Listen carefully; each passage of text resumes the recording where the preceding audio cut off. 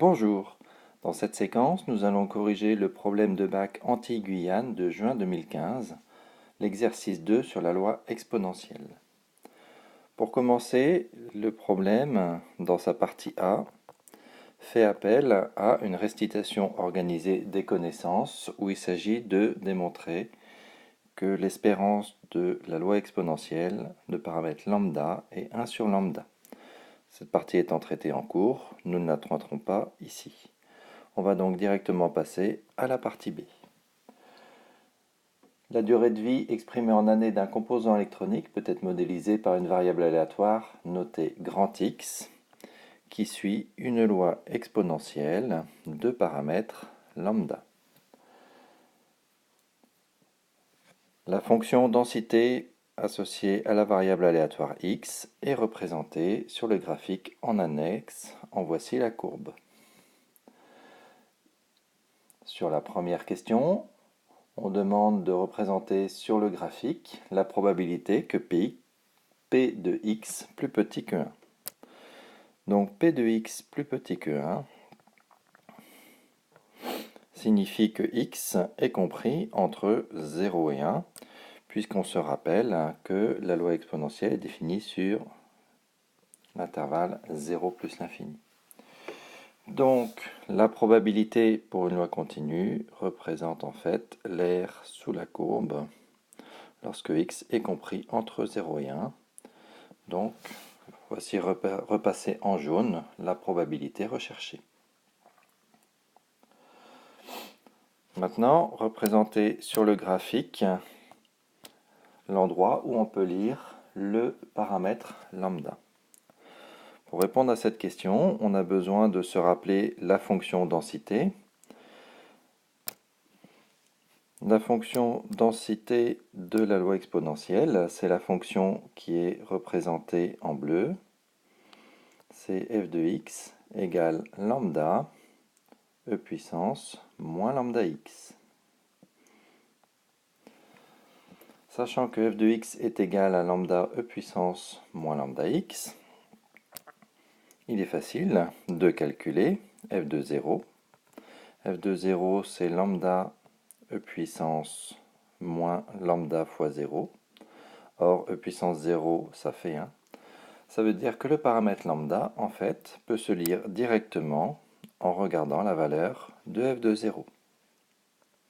Sur le graphique, nous voyons que f de 0 est égal à 0,5. On va donc pouvoir en déduire que lambda est égal à 0,5, c'est-à-dire 1,5.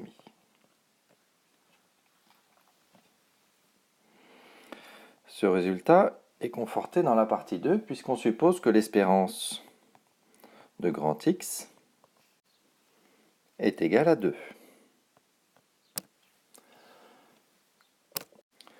Que représente l'espérance de x? On sait que c'est la valeur moyenne prise par la variable aléatoire x, mais il nous est demandé dans cette question de la contextualiser, puisque x représente en fait la durée de vie d'un composant électronique. L'espérance de x représente la durée de vie moyenne de notre composant. Connaissant l'espérance d'une variable aléatoire suivant une loi exponentielle, il est très facile, à partir de la formule espérance de x égale 1 sur lambda, de pouvoir calculer lambda à partir de l'espérance. Lambda est égal à 1 sur espérance de x. Or, l'espérance de x nous est donnée, elle est égale à 2.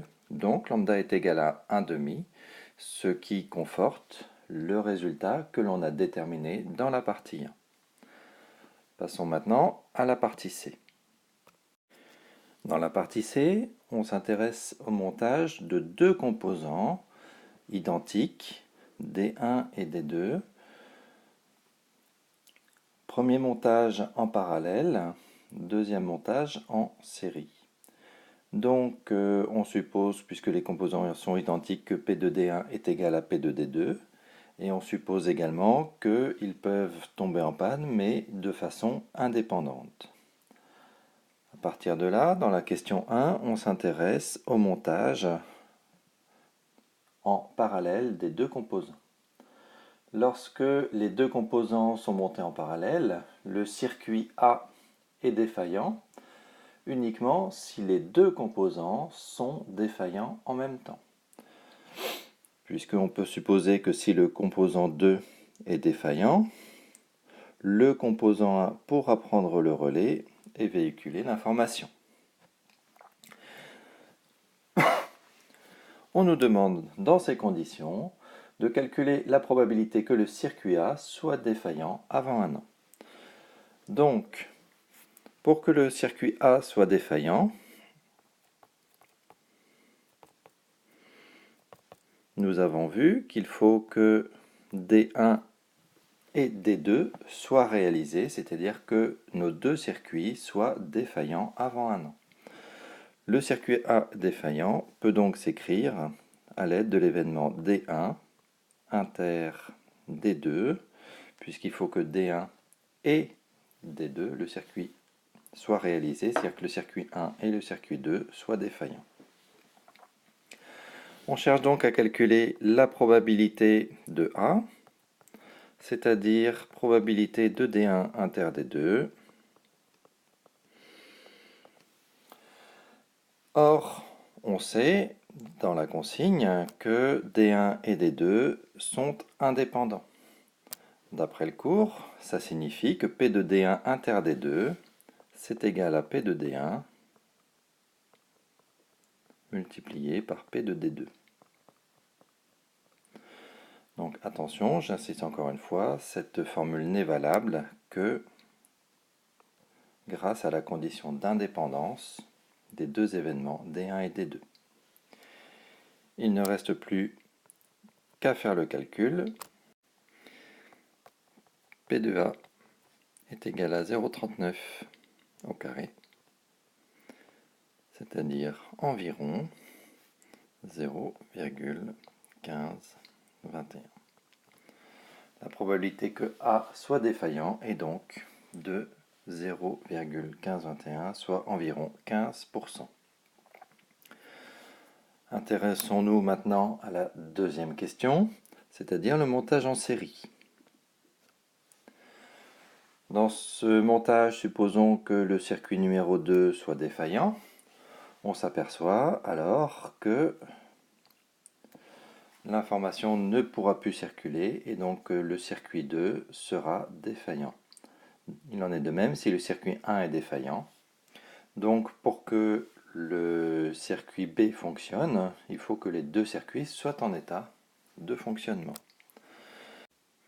Pour que le circuit B soit défaillant, il faut que le circuit 1 soit défaillant, ou alors que le circuit 2 soit défaillant. C'est-à-dire que l'événement B, c'est l'événement D1 union D2. Dans ces conditions, P de B, c'est P de D1 union D2. Pour calculer la probabilité de D1 union D2, on se rappelle de cette formule vue en seconde. P de 1 D1 union D2, c'est P de D1 plus P de D2. Mais attention, il faut retirer la probabilité de l'intersection D1 inter D2, car les issues qui sont contenues dans D1 inter D2 seraient sinon comptées deux fois. Donc P de D1 c'est 0,39, P de D2 0,39, P de D1 inter D2 c'est 0,39 au carré, qui a été calculé dans la question précédente.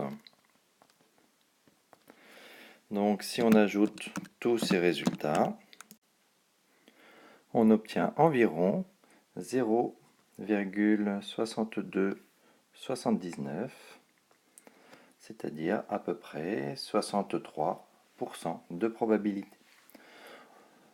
Le circuit A a donc 15% de chance d'être défaillant avant un an, le circuit B 62% ou 63% d'être défaillant avant un an. On s'aperçoit que le circuit B est beaucoup moins fiable que le circuit A, puisqu'il nécessite que les deux composants fonctionnent en même temps. Ceci termine ce problème de bac.